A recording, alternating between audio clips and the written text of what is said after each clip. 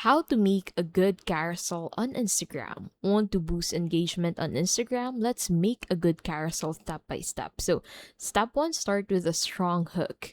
Keep it short, under 10 words, and make a clear promise that stops the scroll. Now, step two, structure your carousel like a mini story. Begin with a hook, deliver value in the middle, and end with a call to action. So keep design consistent. Stick to two or three colors and one or two fonts for a clean, professional look. Now add engaging visuals. Use icons, photos, or illustrations and alternate layouts to keep viewers swiping.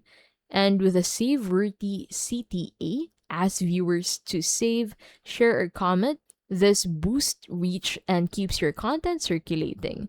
A good carousel is scroll stopping, structured, visually consistent, and adds with a strong CTA. And that is how to make a good carousel in Instagram.